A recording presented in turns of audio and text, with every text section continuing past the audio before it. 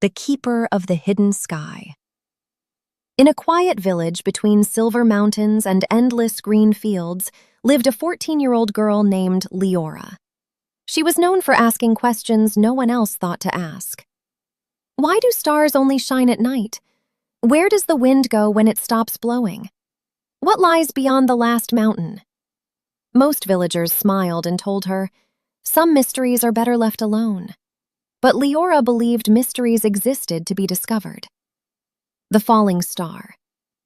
One night, the sky flickered strangely. Instead of calm, twinkling stars, streaks of light rushed across the darkness like glowing arrows. Then, a brilliant flash. A star fell beyond the mountains. The ground trembled softly. Everyone shut their windows in fear. Everyone except Leora. She grabbed her lantern, her small travel bag, and whispered to herself, if a star has fallen, someone should go see it. Before sunrise, she slipped out of the village. She didn't know it yet, but this journey would change not only her life, but the sky itself. The Whispering Forest. By afternoon, Leora reached the Whispering Forest, a place travelers avoided. The trees were tall, their leaves shimmering as if they were made of thin glass. As she stepped inside, she heard faint voices. Not scary, not loud, just whispers floating on the wind. Turn back. Not ready. Danger ahead. Leora swallowed her fear. Thank you, she said politely to the unseen voices, but I have to continue. The whispers softened, almost approving. Suddenly, a fox with fur that glowed pale blue stepped onto the path. Leora froze. The fox spoke. Yes, I talk, it said calmly. And you are far from home, Star Seeker. You know why I'm here? Leora asked. The forest knows many things. The fox introduced himself as Orin, a guardian creature of the woods. You may pass, Orin said, but the mountains test every traveler. Not with strength, with truth. Truth? Leora asked. You must face what you fear most about yourself. Leora nodded, though she didn't fully understand. Orin decided to guide her. Even brave travelers shouldn't walk alone. The Bridge of Echoes. At the forest's end stood a narrow stone bridge suspended over a bottomless mist. As Leora stepped onto it, the air grew heavy. Then she heard a voice behind her. You're not strong enough. She turned. No one there. Another voice. You'll fail. Then another. You should have stayed home. Leora realized the voices were her own doubts, echoing back at her. Her legs trembled. What if they're right? She whispered. Orin walked ahead calmly. The bridge feeds on uncertainty. Walk with belief and the echoes fade. Leora took a deep breath. I may be small, she said firmly, but courage isn't about size. The whispers vanished. The bridge brightened. Step by step, she crossed. On the other side, the sky looked different, deeper, almost endless. Orin smiled. You passed the first test. The mountain that moves. As night approached, they reached the base of the tallest mountain. But something was wrong. The path they followed slowly shifted. Rocks slid. Cliffs rearranged themselves. The mountain is alive, Orin explained. It changes to protect what lies beyond. How do we climb something that refuses to stay still? Leora asked. Orin pointed upward. Don't fight the mountain. Listen to it. Leora closed her eyes. At first, silence. Then she felt a rhythm beneath her feet. The mountain wasn't random. It was guiding them. They followed the shifting paths, stepping only when the ground felt steady. Hours later, they reached the summit. And there it was, a crater glowing with soft silver light. Inside lay the fallen star. But it wasn't a rock. It was a sphere of living light, gently pulsing like a heartbeat. Beside it sat a boy about Leora's age, except his hair shimmered like stardust. The boy from the sky. I was wondering when someone curious enough would arrive, he said. My name is Calum. "You're the star?" Leora asked. "I am a keeper," he replied. "My task is to maintain balance in the hidden sky, the layer of stars humans cannot see." "Why did you fall?" Calum looked troubled. "The sky is weakening. Stars are losing their glow. Something is draining their light." Orin's ears flattened. That has never happened before. Calum stood. "I cannot return alone. The path home requires a human heart, one capable of choosing hope when darkness grows." He looked directly at Leora. "You were drawn here for a reason." Leora felt nervous, but also ready. "What do we have to do?" Calum pointed upward.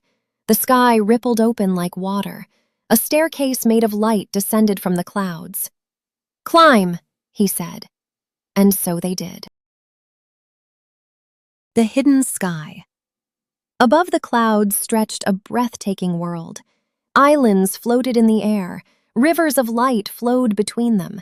Constellations drifted slowly like lanterns. But many stars flickered weakly.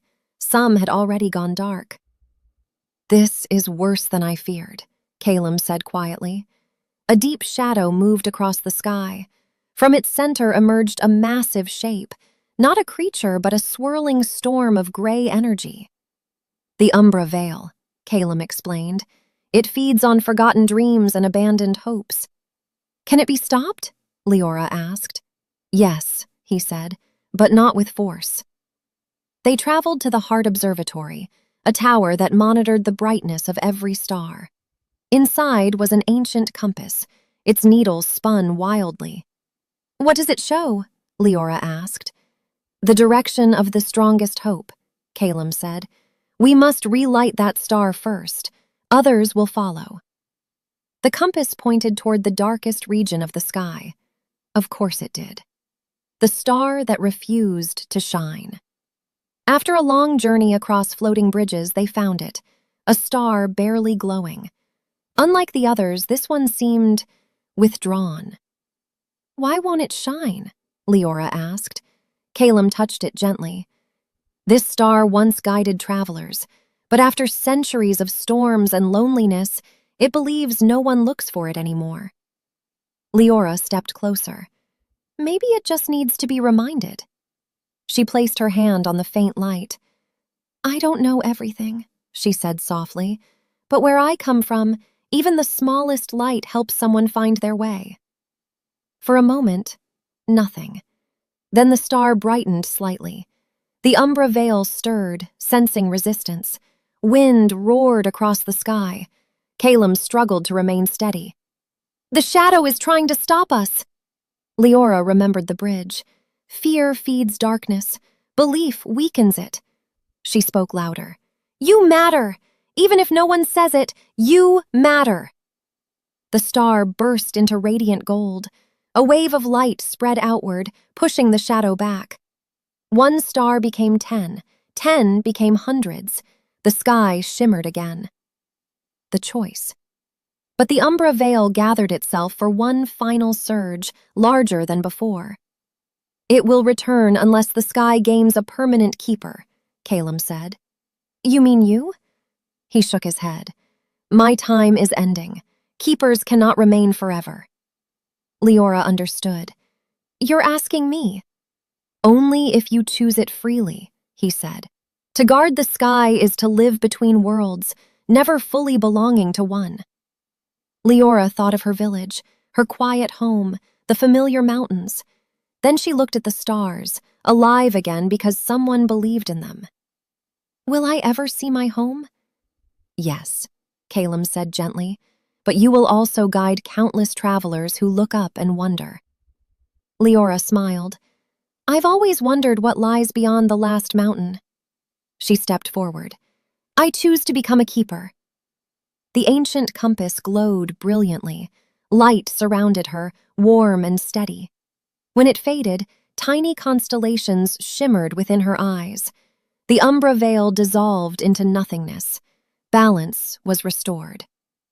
A new guardian. Before leaving, Calum spoke one last time. "The sky does not need perfection," he said. only someone brave enough to keep it bright.